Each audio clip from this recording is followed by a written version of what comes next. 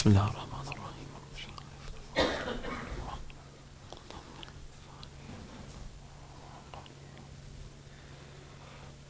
أعوذ بالله من الشيطان الرجيم بسم الله الرحمن الرحيم وبه نستعين الحمد لله الذي هدانا لهذا وما كنا لنهتدي لولا أن هدانا الله صلى الله عليك يا سيدي ويا مولاي يا رسول الله وعلى أهل بيتك المذلومين صلى الله عليك يا سيدي ويا مولاي يا أبا عبد الله يا رحمة الله الواسعة ويا باب نجاة الأمة يا غريب يا مذلوم كربلاء ما خاب من تمسك بكم والأمن من لجأ إليكم سادتي يا ليتنا يا ليتنا يا ليتنا كنا معكم فنفوز والله فوزا عظيما.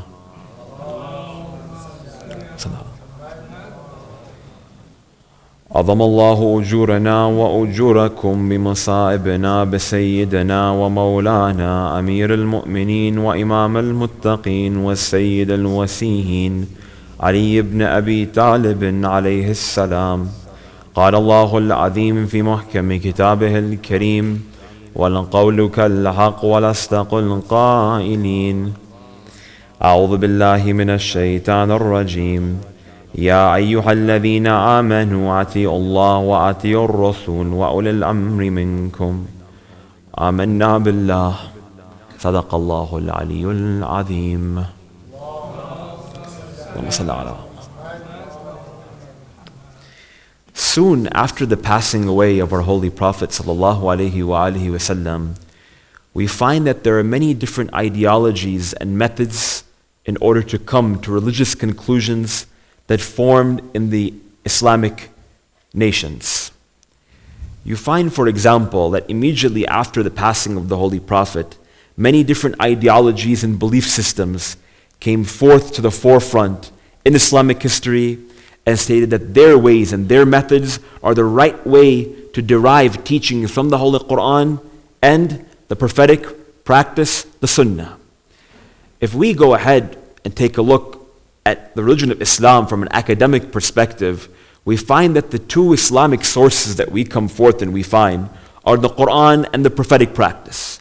And every single school and every single denomination and every single group of Muslims all accept that the two sources of knowledge that we take from in order to derive religious laws and to understand Islamic history and to study philosophy and to study mysticism and to study any other of the Islamic sciences, they are to be taken from the two sources, which is the Holy Quran and the Sunnah of the Holy Prophet.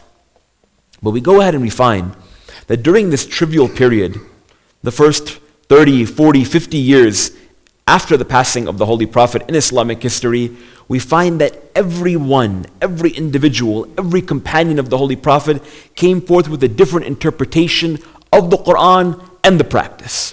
For all the Muslims across the world, we all understand that the sources of divine knowledge are two, but the difference is in the interpretation of those divine sources. For when you come to the school of Ahlul Bayt, alayhim salatu wassalam, for example, we know that the Holy Quran is the absolute source of knowledge. And when we speak about the prophetic Sunnah, by extension we discuss the Sunnah and the practices of the Imams of the Ahlul Bayt after the Holy Prophet. We go ahead and we find that those early companions began to discuss a various facet of different knowledge within the Islamic academic sources. We go ahead and we find, for example, that one of the discussions of topic was on the nature of sin. Who is a sinner in the religion of Islam? Who can be forgiven of their sin? What is the definition of shirk? Because Allah subhanahu wa ta'ala states in the Holy Quran, إِنَّ اللَّهَ يَغْفِرُ الذُّنُوبَ جَمِيعًا, that Allah subhanahu wa ta'ala forgives all sins, except for the sin of committing shirk. So you find that there was a group of individuals who came forth and they wished to debate in regards to what and how do we define shirk in the religion of Islam. Another group of people, they came forth and they wanted to discuss and they debated about political philosophy and its position in the religion of Islam. Another group of people, they came forth. And for example, they wished to discuss and to debate who is the successor to the Prophet after Rasulullah sallallahu alaihi wasallam. We go ahead and we find that amongst the most important discussions in early Islamic theology, amongst those mutakallimun, as they're known, the theologians, we find that they discuss the nature of predestination and free will in the early Islamic period. And we find from all of these different discussions and from all of these different debates that came after the passing of the Holy Prophet, many different sects and many different denominations came to the forefront of the religion of Islam. Specifically, after the death of the second caliph, Umar ibn al-Khattab, we come and we find that a vast number of different sects, they came forth at the forefront of Islamic history, all stating that they have the divine understanding and divine rule of the two Islamic sources, the Quran and the prophetic Sunnah. And we find, due to political circumstances, namely the role of Banu Umayyah and Banu Abbas, and perhaps more so in regards to Banu Abbas, they swayed the ideas of their interpretation of the Quran on the masses of the public. While Banu Umayyah were not very smart in Islamic history in order to bring people to their interpretation of religion of Islam, but rather they just used the form of propaganda, we find that Banu Abbas had the most amazing tactics in bringing people to their school of thought.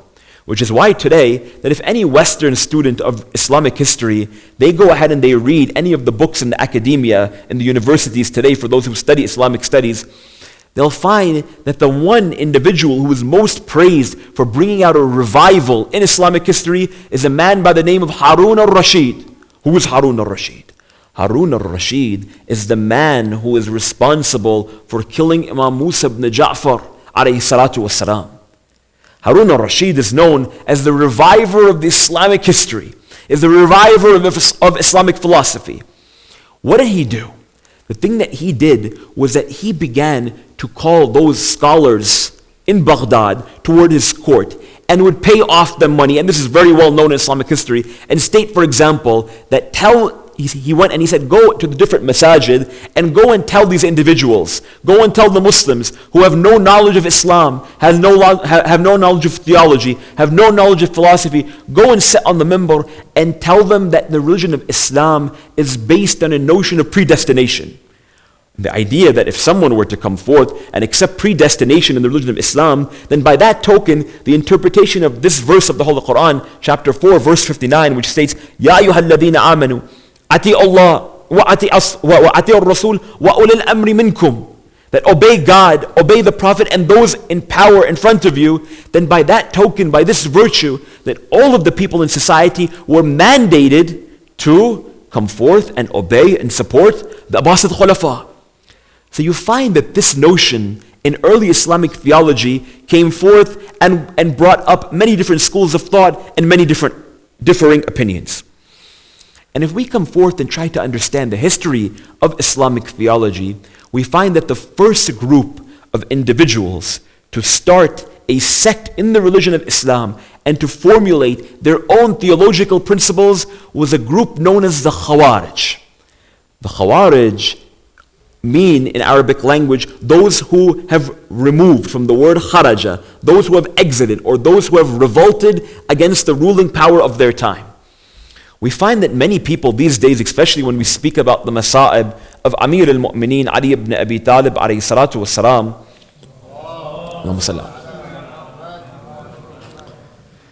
we see that we often quote the name the Khawarij, and we often discuss about the Khawarij, and we state that the man, the killer of Ali ibn Abi Talib, Abdul Rahman ibn Muljim, comes from the group known as the Khawarij. But many people have failed to understand the development of how the Khawarij came into their particular period and what their exact stance was in relation to Ali ibn Abi Talib. We come and we see that the Khawarij are mentioned several times in Nahj Al-Balagha. Ali ibn Abi Talib, throughout Nahj Al-Balagha, mentions the Khawarij and their political and their theological stance a number of different places. Not only in his sermons, but also in his letters. Not only in his letters, but also in his quotes. We find that if we were to open up Nahj Al-Balagha, we find many times where Ali ibn Abi Talib condemns the Khawarij. And he speaks about their nature. And he speaks about the different wars that he fought alongside with them at Siffin and against them at the Battle of Dahrawan. We also come forth and we see that perhaps the discussion that we're going to have today about sermon number 40 of Nahj Al-Balagha, Amir al-Mu'mineen alayhi salatu wasalam speaks about one particular aspect of the Khawarij. And this is their slogan or their political chant. For we find that the Khawarij, they base their entire theological stance on chapter 6, verse 57 of the Holy Quran.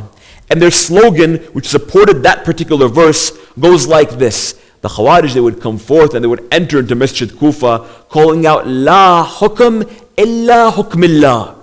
That there is no judgment, there is no rulership, there is no leadership except for the judgment of Allah subhanahu wa ta'ala, except for the leadership of Allah subhanahu wa ta'ala, except for the rulership of Allah. It is stated one time in an oft narrated tradition, Ali ibn Abi Talib is sitting on the minbar of Masjid Kufa, when all of a sudden these Khawarij, they enter into the mosque, holding up their swords, calling out, La hukm illa hukmillah. It is said that the akhlaq of Ali ibn Abi Talib was such that he came down from the minbar and he says, I agree with you. And in sermon number 40 of Nahj Al-Balagha, Amir al-Mu'mineen alayhi salatu wasalam speaks about this very sentiment. He says that their term, their slogan, which says that there is no rulership except for that of Allah subhanahu wa ta'ala, it is very absolutely right.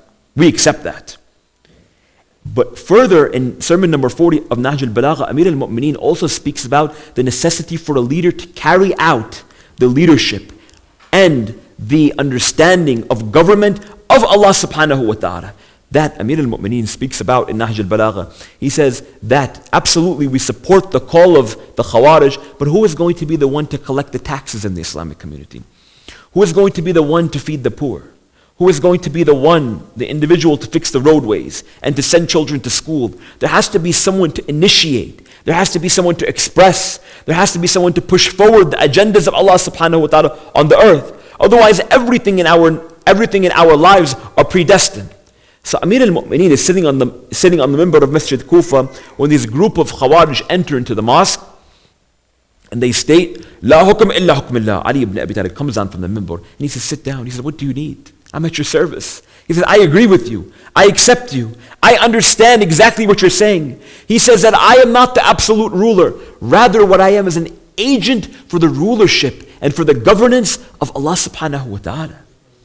And this is the responsibility of the Imams of Ahlul Bayt in regards to Islamic political philosophy. That their nature and their notion is that what they are supposed to be doing is bringing out and executing the laws of Allah subhanahu wa ta'ala. And this is the nature of Ahlul Bayt. Sallu ala Muhammad wa ala Muhammad.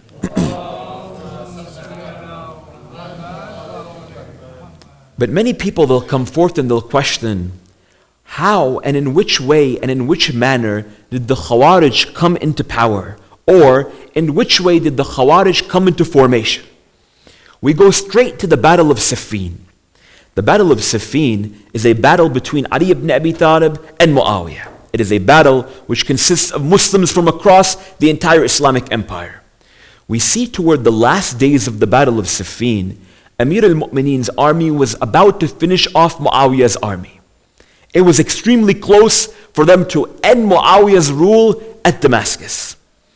It is stated that Muawiyah, realizing that his situation is getting extremely tough, Muawiyah goes into the tent and he goes to his closest companion and his closest advisor, Amr ibn al-As. Amr ibn al-As, for those of you who do not know, is the individual who is the core conspirator of everything during the Khilafah of Muawiyah ibn Abu Sufyan. In order to give a little bit of background of exactly who is Amr ibn al-As, Amr ibn al-As is a man who is known and who is called by Ali ibn Abi Talib as, O son of your mother. Because Amr ibn al-As, many people did not know exactly who the father of his was. It is stated that many people claim to be the father of Amr ibn al-As. One of them includes Abu Sufyan. The other one includes Abu Jahl. And the third one, of course, is As ibn Wa'il. It is said that many years later, he would be one of those individuals who was not only the core conspirator behind Muawiyah's government, and not only the closest supporter and friend and confidant of Muawiyah, but one of those staunchest enemies of Ali ibn Abi Talib and his followers. And you know exactly why. Anyhow, you go ahead and you find that Muawiyah, realizing that at the end of the Battle of Siffin, that his government is about to fall, he goes to Amr ibn al-As, this treacherous man, and he says, "Oh Amr, what am I going to do now?" He says, "Give me some advice about how I can overtake Ali ibn Abi Talib." Amr ibn al-As says, very simple. He says, "You see the companions of Ali ibn Abi Talib." He says, "The companions of Amir al-Mu'mineen don't even love him. They don't even care for him." And you find later in the life of Amir al-Mu'mineen, he said a very, very heart-wrenching line, which if we reflect on that today, we will understand exactly how we are to be in relation to the Imam of our time. He says that if I could have traded 10 of my supporters for one of the supporters of Muawiyah, I would have been successful in all my battles and in the Khilafah of Ali ibn Abi Talib. And the idea that what? In the idea that if Amir al-Mu'mineen had supporters who truly cared about him, he would have been victorious. And he would have never had to face this onslaught of Muawiyah from Sham. Anyhow, we go ahead and we find that Amr ibn al-As, he says, you see the supporters of Ali ibn Abi Talib, they're not even his real supporters. Go ahead, and I know exactly how weak-minded they are. And we all know exactly what happened. Amr ibn al-As told Muawiyah to tell all of the generals of his army to take the Holy Quran and put it on the tops of the spears, and to come out into the battlefield and begin to claim and begin to state that we are the ones who are fighting for the interpretation of the Holy Quran. It is said that when this happened, those so-called supporters of Ali ibn Abi Talib, they came to Amir al-Mu'mineen and they said, "Oh Ali," they said, "Muawiyah is supporting the Quran. You're not supporting the Quran." See how weak-minded some of those companions, some of those supporters of Ali ibn Abi Talib were. Amir al-Mu'mineen, he looked at them and he says, "Oh people," he says, "I am the supporter of the Quran, and I am Quran al-Natiq. I am the manifestation of the Quran. What are you doing fighting for the ink and the paper and the books when I am the one who understands and the one who knows and who is the manifestation of the Quran in its entirety?" He says, "Be careful." It is said that these group of individuals, they stated that we are no longer want to fight with you and support you. They went into their tents. It is said that Amir al-Mu'mineen alayhi salatu wasalam is now in a very difficult situation at Siffin. So he goes to his group of supporters. He goes to Malik al-Ashtar, this great companion, this great supporter of Ali ibn Abi Talib. Amir al-Mu'mineen alayhi salatu wasalam, he states in several different occasions, he says that Malik is to me like I was to Rasulullah. So look at the great status of Malik al-Ashtar. It is said that Amir al-Mu'mineen, he goes and tells Malik, he says, "You go and you capture all of the tents and you bring forth a victory at this battle of Siffin. Because if we do not do it quickly, these individuals are going to come forth and start a revolution against me." It is said that Malik al-Ashtar, he goes and he pierces through the battle and those supporters at Siffin, and those enemies at Siffin. And as he's about to finish off the battle, Amir al-Mu'mineen is approached by this group, and they come to him and they say, "Oh Amir al-Mu'mineen," led by a man named Ash'ath bin Qais, and we'll speak about him later. Ash'ath bin Qais and the leader of this particular group of hoodlums, they come to Amir al-Mu'mineen and they say, "Oh Ali, that we swear to God that if you do not stop this battle right now, we are going to come and attack you and we're going to kill you and kill all of those in your tent." Amir al-Mu'mineen realizes that this situation is extremely tense and that Ali ibn Abi Talib wasn't not pursuing his fight to defeat Muawiyah, but rather he was doing what was in the best interest of the Islamic community. So you go ahead and you see Amir al-Mu'mineen sent one of his messengers to go toward Malik al-Ashtar. This messenger, he went straight to Malik al-Ashtar and said what? He said, "Oh Malik, Amir al-Mu'mineen is calling you, telling you that you need to come back and you need to not pursue fighting Muawiyah." Malik al-Ashtar responds with these lines. He says, "Oh messenger, go and tell Ali ibn Abi Talib that if I have one more hour, I will be victorious and end all rule of Muawiyah ibn Abi Sufyan." See the status of Malik al-Ashtar and see how close Amir al-Mu'mineen was to ending the rule of Muawiyah ibn Abi Sufyan. So we go forth and you see that Malik al-Ashtar, eventually he came forth back to Amir al-Mu'mineen. And this group, who were eventually going to be known as the Khawarij, they come to Ali ibn Abi Talib and they state that we no longer want to fight with those people because they are the supporters of the Quran. And it's said on the flip side, in the army of Muawiyah, his group of supporters, they came to him and they said, "Oh Muawiyah, that we also don't want to fight against Ali ibn Abi Talib. We're tired of fighting. How many people died at Siffin? Historical narrations say up to 70,000 Muslims died in the Battle of Siffin. 70,000.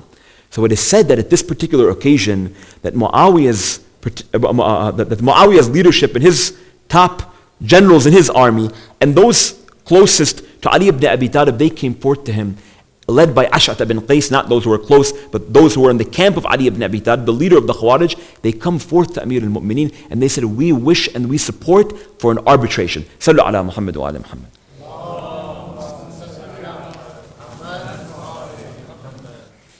They stated that those in the camp of Ali ibn Abi Talib and those in the camp of Muawiyah ibn Abu Sufyan, they both wanted to arbitrate so that there was no more fighting. But what they wanted was a neutral arbitration. The first option that Ali ibn Abi Talib stated to his supporters and to Muawiyah, in which he wrote a letter that we mentioned yesterday. In this letter, Ali ibn Abi Talib wrote to Muawiyah, he said, "Oh Muawiyah, that instead of everyone fighting in this battle, how about me and you come 1-to-1 in this battle?" But of course Muawiyah never wanted to come forth and stand in the face of Ali ibn Abi Talib, because when Amir al-Mu'mineen is in the battlefield, no one lives when they come forth in front of the sword of Amir al-Mu'mineen. That is just a fact of life that we all need to understand. So we go ahead and we see Ali ibn Abi Talib was rejected by Muawiyah. Thus the Muslims, they came toward Ali ibn Abi Talib, and the Muslims on the other side came to Muawiyah, and they said, let's put an end to this battle. Muawiyah said, let Amr ibn al-As, my confidant, go forth and sign a treaty, sign an agreement with the opposing side of Ali ibn Abi Talib. Amir al-Mu'mineen says, because they do not want me to go ahead and sign that treaty, I want to appoint one of two individuals. One of these individuals is Abdullah ibn Abbas. Abdullah ibn Abbas, for those of you who do not know, is the cousin of Amir al-Mu'mineen, and one of those individuals who was the earliest mufassirin of the Holy Quran. Abdullah ibn Abbas was one of those individuals who also narrated hundreds of traditions from Rasulullah and Ali ibn Abi Talib alayhi salatu wasalam. They rejected Abdullah ibn Abbas. So Amir al-Mu'mineen said that if you do not want Abdullah ibn Abbas to go ahead and sign with this treaty and deal with this arbitration, then I wish to send forth Malik al-Ashtar. And of course those group of the Khawarij, they said, we don't want anyone that has to do with the love of Ali ibn Abi Talib. So they made Malik al-Ashtar sit down. Ash'at ibn Qais, this individual, who? Ash'at ibn Qais is the father of Ju'ta, the one who poisoned Imam al-Hasan alayhi salatu wasalam. Who is he? Ash'at ibn Qais was also the leader of the Khawarij until the very last days, and we'll get into those in a couple of moments. So we find that he, along with other individuals, including a man named Abdul Rahman ibn Muljim, they came forth to Ali ibn Abi Talib, and they said, "Oh Ali, send a man by the name of Abu Musa al-Ash'ari. Let this man come forth and arbitrate with Amr ibn al-As." Amir al-Mu'mineen stated, he said that if we send a man like this, everything is going to get into a mess. We cannot send a man like this, for he has no experience in politics, he has no experience in government, he has no experience in Quran, he has no experience in law. It is said that these group of the Khawarij, which were now gaining by the moment into the thousands, said, "Oh Ali, if you do not send our representative, then we are going to come forth and attack you." We find that Abu Musa al-Ash'ari is sent from the side of Ali ibn Abi Talib by the praise and by the virtue and by the stress of the Khawarij. It is stated that Abu Musa al-Ash'ari, now please understand this point, even though we have many different names being thrown around here. Abu Musa al-Ash'ari comes forth, sits in the tent. Opposing him is Amr ibn al-As, who we spoke about as this treacherous man, the supporter of Muawiyah ibn Abu Sufyan. It is said that they sit down and they state, Amr ibn al-As, he says, "Oh Abu Musa," he says, "in order to end all of these problems, let's come to a conclusion." He says, "What's that conclusion?" He says, in order to come to an understanding, I will go ahead and I will stand up and I will say we no longer want Muawiyah as our leader. Who is this man? Amr ibn al-As is saying this, the supporter of Muawiyah. He's saying we no longer want Muawiyah as the leader of Sham. Abu Musa al-Ash'ari says, then I will come forth and I will state that no longer we will have Ali ibn Abi Talib as our ruler either. Amr ibn al-As says, excellent. He says, after we do this, we'll go ahead and we'll have public elections and we'll try to push the agenda of a man by the name of Abdullah ibn Umar ibn al-Khattab, the son of Umar ibn al-Khattab, who was also the son-in-law of Abu Musa al-Ash'ari. So Abu Musa says, my son-in-law is going to be the next caliph. This is a great deal. It says that they've come out of the tent, and at this moment, Amr ibn al-As, he says, "Oh Abu Musa, why don't you go and you speak for us and speak about the proposal that we agreed upon. Speak about it from your side." It is said Abu Musa al-Ash'ari, he comes forth and he stands up and he says, "Oh Muslims, that today is the day when we have removed Ali ibn Abi Talib from the Khilafah." Amr ibn al-As says, "This is great." Now he stands up. Abu Musa al-Ash'ari is expecting him to say that today is the day where we're about to remove Muawiyah. He stands up and he says, "Oh Muslims, today is the day where I also agree with Abu Musa al-Ash'ari that we have to remove Ali ibn Abi Talib from Khilafah. Thus by this token, we all hail and we all submit to Muawiyah ibn Abu Sufyan." Amr ibn al-As, this man, treacherous man, he deceived Abu Musa al-Ash'ari, and he caused a great fitna in the Islamic community, where so many of those on the fence, they began to support Muawiyah ibn Abu Sufyan. At this moment we see that the Khawarij realized they made their mistake. They went to Ali ibn Abi Talib and they said, "Oh Ali, you have to go and fight Muawiyah." He said, "We just agreed on arbitration." And this was the beginning of the battle of Nahrawan. And we don't want to get into details of this battle, but this group of hoodlums, they came forth to Ali ibn Abi Talib. They tried to fight him. Amir al-Mu'mineen quickly removed them. He quickly fought them and won this particular battle. After that, when they went back to retire in Kufa, we find that the Khawarij had several different theological stances during the position of the Khilafah of Amir al-Mu'mineen alayhi salatu wassalam. Sallu ala Muhammad wa ala Muhammad.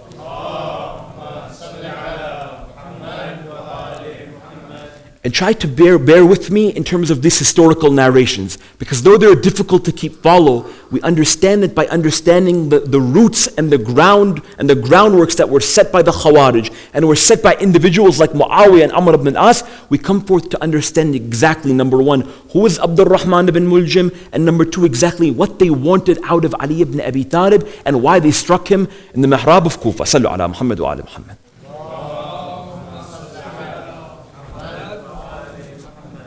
So we find when they retired back in Kufa, the Khawarij had several different theological stances against Ali ibn Abi Talib. The first one they stated was that we believe that no one should rule after the death of Rasulullah and the Shaykhain Abu Bakr and Umar ibn al-Khattab. They state that the rulership of Uthman was illegitimate and the rulership of Ali ibn Abi Talib is illegitimate. They stated that what we need is the Quran. And the only thing that we need is the Quran. Just like one of their leaders said, Hasbuna Kitab Allah. Anyhow, we come forth and we see the Khawarij come forth and they state that we can interpret the Quran ourselves. The response from those Shia of Ali ibn Abi Talib during that time was Allah subhanahu wa ta'ala states in the Holy Quran himself, إِنَّمَا أَنْتَ مُنظِرْ وَلِكُلِّ قَوْمٍ هَادٍ. That, oh Muhammad, you are a messenger, and that for every community there must be a guide, and our guide is Ali ibn Abi Talib.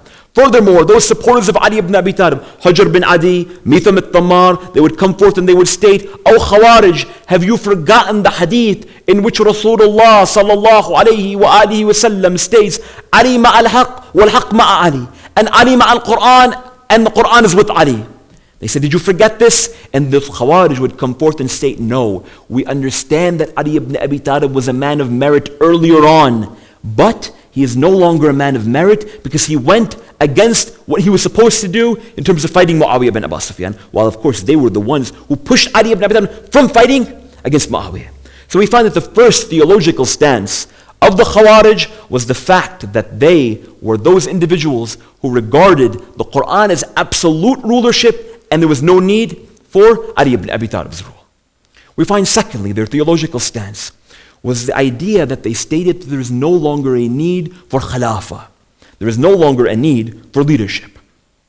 But if we go ahead and we see that what was their understanding of leadership, again we stated that their stance and their position of leadership was that we abide by the teachings of the Quran, the Sunnah of the Prophet, the Sunnah of Abu Bakr, and the Sunnah of Umar ibn al-Khattab. And anyone after that, we no longer need their interpretation because the interpretation of the Quran by this method has already been completed. And they stated that the reason why we no longer need Khilafah is because Khilafah only brings forth problems in society. Ali ibn Abi Talib, number one, never wanted Khilafah. But number two, if we come forth and take a look at different snippets of the life of the Khilafah of Ali ibn Abi Talib, then how can anyone say that that was brought problems That brought problems into the society of the early Muslims. Let me give you an example. We find one day Ali ibn Abi Talib alayhi salatu wassalam is finished after he leads the prayers at the mosque of Kufa. Amir al-Mu'mineen is exiting the mosque when he sees a new man, a stranger in the community. He comes forth to him and he says, "Walk with me." The man is walking. Amir al-Mu'mineen says, "Brother, where are you from?" He says, "I've come from wherever I've come from." He says, "It's important that you come forth and you eat." He says, "I'm just visiting, I will eat with you." It is said Amir al-Mu'mineen walks closer, he walks to the front of his house, and he says, "Oh man," he says, "I swear to God, you cannot eat with me." He says, "It's going to be very difficult for you to eat my food." He says, "Go down the street, you'll see a house. In that house is a man named Hassan. Knock the door, enter, and tell him that this old man who lives over here sent you." This man, he reluctantly said, oh man, he says, no, I want to eat with you. It's okay, you've been very hospitable toward me. I'll eat anything that you eat. It is said that they enter into the house, and Amir al-Mu'mineen sits down, and he takes out pieces of bread. How did Amir al-Mu'mineen used to eat, my brothers and sisters? Amir al-Mu'mineen, he would eat bread that was so hard that he needed to break it with his own knee. And just keep the story on the side, it is stated one time Amir al-Mu'mineen was sitting in his own garden in Kufa when there was two young people walking by, two brothers. One of the elder brother is saying to the younger brother, he's saying, "Oh young brother," he said, "this is the house of the man who broke the door of Khaybar."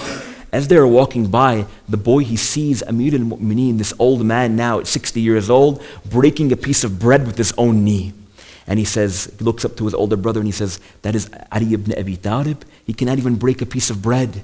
Amir al-Mu'mineen comes forth toward them and he says, "Oh boys," he said, "when I broke the door of Khaybar, I broke it for Allah. But when I break this piece of bread, I break it for Ali ibn Abi Talib." Who is Amir al-Mu'mineen? It is said that this man, he comes forth and he sees how difficult it is for Ali ibn Abi Talib to break the bread. It is said that after he breaks it, he would dip it into water or dip it into milk so it would become soft, and then he would eat it, and even that was difficult for him to break. It is said that he would try to eat the food, but he could not do it. So it is said that Amir al-Mu'mineen, this man did not know who was Ali ibn Abi Talib. He says that, "Look man," he said, "why don't you go down the street to that house and you can eat well?" He says, "Okay."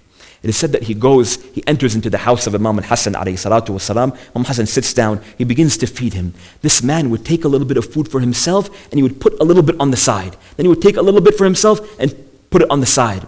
Imam Hassan said, "Oh man, oh brother," he says, "if you need food for your family, then I'll give you food for your family, eat to your fill." And the man says, "Oh Hassan," he says, "I'm not taking food for my family, but I'm taking food for that old man. I'm taking food for that old man down the street." Imam Hassan says, "Do you know who that man is? That man is Khalifatul Muslimin wa Imam al-Muttaqeen, Ali ibn Abi Talib." Sallu ala Muhammad wa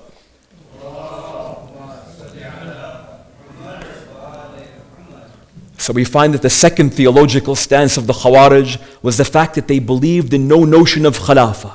They stated that there's no need to rule because the rulers are all corrupt. But I asked them, how was Ali ibn Abi Talib corrupt? What crime did Amir al-Mu'mineen commit? We find that the third stance, and one of those things which is extremely important, that even resonates in those Khawarij community, because if you do not know, even some of them, they still exist, or their ideologies exist today. They stated that anyone who supports the Khilafah of Ali ibn Abi Talib, and anyone who does not do takfir of Ali ibn Abi Talib, he himself is a kafir. Na'udhu billah. That the one who does not believe that Ali ibn Abi Talib is a kafir, he himself is a kafir.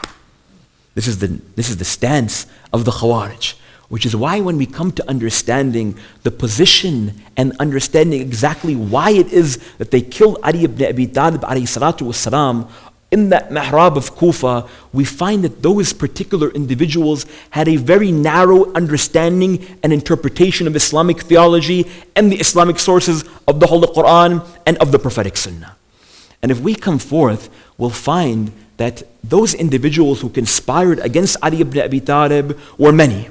We find, for example, that many weeks, many months before, up to 1 year before, according to some historians, there was a plan by this group of Khawarij in how they are going to end and solve all of the problems within the Muslim community.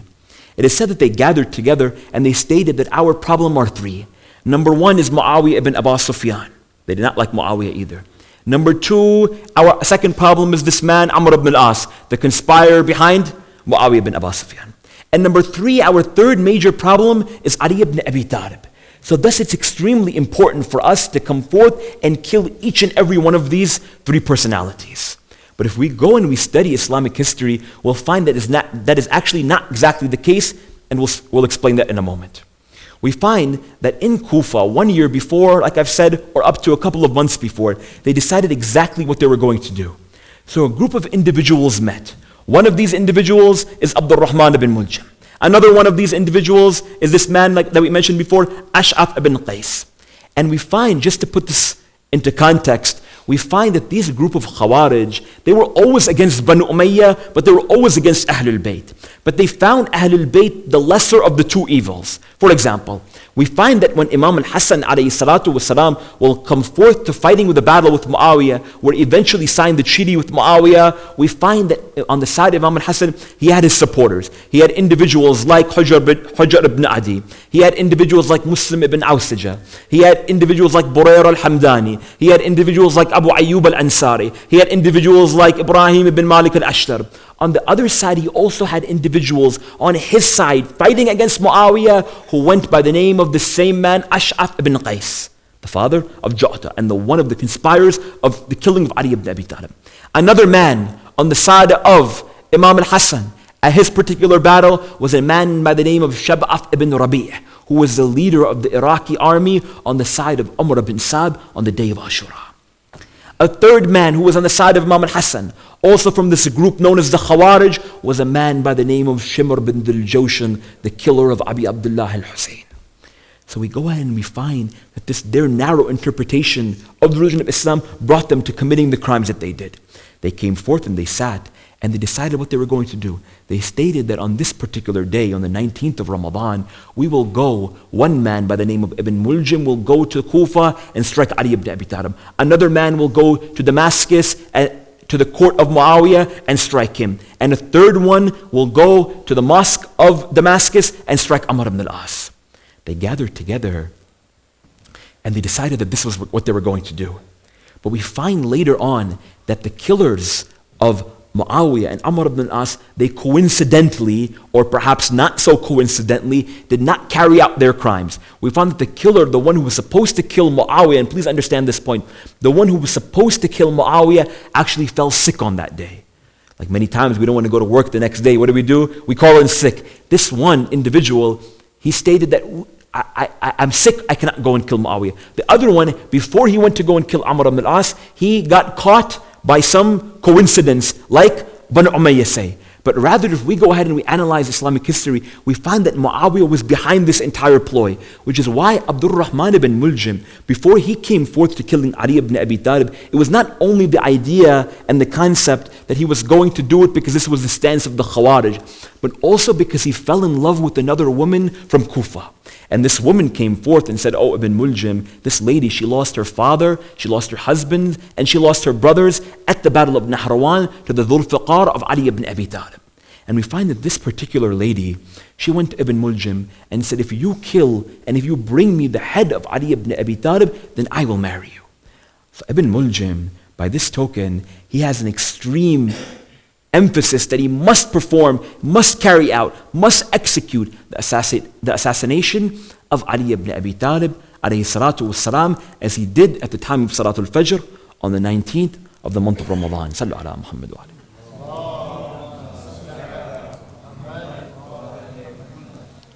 And my brothers and sisters, on a night like this and on a day like this, we find Amir al-Mu'mineen alayhi salatu wassalam had just been struck by Abdul Rahman ibn Muljam.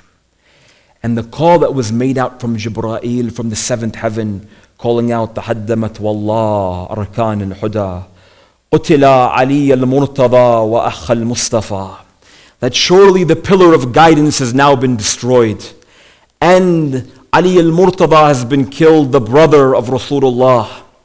We find that after that call was made on the morning after Salatul Fajr, that the entire skies, they began to become red on that sad day. and Masjid Kufa and the city of Kufa, which was the city of Amir al-Mu'mineen, the vibrant city. And for those of you who have been to Kufa, know exactly what that feeling is when you've entered into that mosque. And you know exactly what that feeling is when you've entered into the shrine of Ali ibn Abi Talib. How proud, how wonderful you feel that on a day like this, that sound and of the birds were all of weeping, and the skies were sad, and everyone was crying at the passing away of their Imam. It is said that Ali ibn Abi Talib, after Fajr prayers had been consumed, it is said that 4 individuals had to lift Ali ibn Abi Talib from the mihrab. Imam al-Hassan and Imam al-Hussein, Muhammad ibn Hanafiya and Abu al-Fadl al-Abbas, they pick up Ali ibn Abi Talib and they're bringing him home. It says as they're approaching the home, they're getting closer and closer toward the home. All of the supporters of Ali ibn Abi Talib are marching behind their Imam. And who would not have that love, who would not have that sincerity to a man like Ali ibn Abi Talib? And it says as they're approaching the home, they're getting closer and closer and closer, when all of a sudden Ali ibn Abi Talib, he turns toward Imam al-Hassan and he says, "Oh Hassan, put me down at this moment." Imam al-Hassan says, "Oh father, why?" Ali ibn Abi Talib says, "Oh Hassan, because I see Zainab at the door of the house and I do not want her to see me with my beard soaked in my own blood." It is said that they took the body of Ali ibn Abi Talib, they placed it on the house, they placed it they entered into the house, they went into the room of Amir al-Mu'mineen, they laid him down on his bed. It is said that after that, all of the companions, they came to the house of Ali ibn Abi Talib. You had companions like Hujr ibn Adi, he came forth to Amir al-Mu'mineen, he sent his last salam, sent upon his last greetings, took his last advice from Amir al-Mu'mineen. We find another example, the man Mitham al-Tammar, this great lover of Ali ibn Abi Talib, who didn't die until he sang the praises of Amir al-Mu'mineen. He came forth and he took his last advices from Amir al-Mu'mineen. And another man by the name of Asbagh ibn Nubata, he came toward Amir al-Mu'mineen alayhi salatu wassalam. He came to Ali ibn Abi Talib, he sent his last farewell to him. It is said that after that, Amir al-Mu'mineen, he went and he told all of his companions, he said, "Now is the time for my family." It is said that he told everyone else to leave from the house. It is said that all of the sons of Ali ibn Abi Talib, they were all now surrounding, and all of the daughters were surrounding Amir al-Mu'mineen. Imam Ali alayhi salam, at this moment, he hears a crying from the outside of his house. He says, "Oh Hassan, go and see who is crying outside the house." It is said that Imam al-Hassan leaves the house and he sees this companion Asbagh ibn Nubata. He didn't leave. He said he wants to sit here and weep outside of the house of Ali ibn Abi Talib. Imam al-Hassan brings Asbagh ibn Nubata one second time. He comes forth to Amir al-Mu'mineen. Imam Ali says, "Oh Asbagh, do not cry because of my situation, for I am soon going to visit Rasulullah. I am soon going to paradise. Do not cry for my pain." Asbagh ibn Nubata, he says, "Oh Ali, I do not cry because of your pain. I cry at life without Ali ibn Abi Talib, that if I no longer have Ali in my life, then life is no longer worth living." It is said that the doctor came forth to Amir al-Mu'mineen and went to Imam al-Hassan and said, "Oh Imam al-Hassan, that the strike of Abdul Rahman ibn Muljim was so hard on the head of Ali ibn Abi Talib. It was on the same place where Amr ibn Abdul al-Amri struck him at Khandaq. And that poison that he poisoned the sword with has now come through his entire body." It is said before this moment, Kulthum went to Abdul Rahman ibn Muljim and said, "Oh Ibn Muljim, what did you do to my father?" Ibn Muljim responded with these lines. He said, "Oh daughter of Ali, I struck Ali ibn Abi Talib, a strike that if I had struck a mountain it would have crumbled, that if I had struck 1,000 men it would have pierced through him, through all of them, but when I strike Ali ibn Abi Talib, look at his strength, the fact that he's still alive." It is said that when the news had come, and listen to this tragedy, my brothers and sisters, all lovers of Ali ibn Abi Talib. It is said when the news came to the entire city of Kufa that Ali ibn Abi Talib is now in his final moments, the doctor went and told Imam al-Hassan and Imam al-Hussein that said that the only thing that can allow Amir al-Mu'mineen to have energy is if he drinks milk at these moments. And listen to this love that people had of Ali ibn Abi Talib. It is said when the news came that 200 orphans, they came to the door of Ali ibn Abi Talib and they said, "Oh Ali, every night you would come and bring milk for us. Now we come forth and we have milk for you. Please don't leave us, oh Ali." It is said one day Amir al-Mu'mineen alayhi salatu wassalam, It is said one day Amir al-Mu'mineen was walking in the streets of Kufa, and he saw a bunch of children. They were playing some game, and he saw one child who was sitting alone on the side. He wasn't playing. Amir al-Mu'mineen went to this child and he said, "Oh son," he said, "why are you not playing with all the other kids?" He said, "All the other kids, they tease me because I'm an orphan." Amir al-Mu'mineen, it is said that he sat down on the floor and he put this kid into his lap. He began to kiss him. He took his hand and he began to rub it on his hair, and he says, "Oh boy, you go out there and play with all the other kids, and when they ask you who's their father, then say that your father is Ali ibn Abi."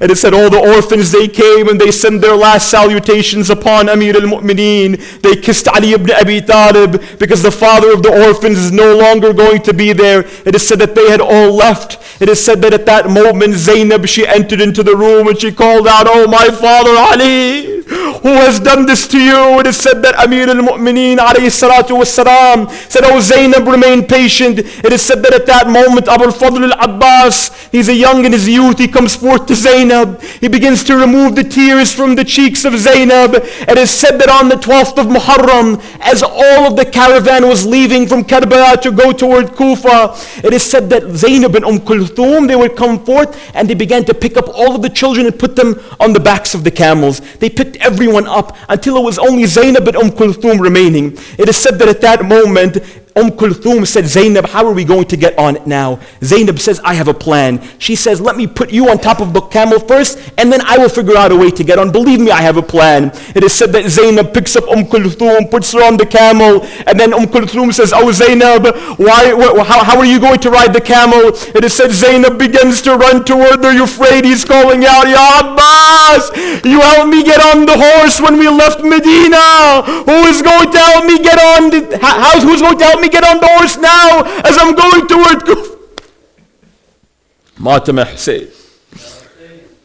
Ya Hussein.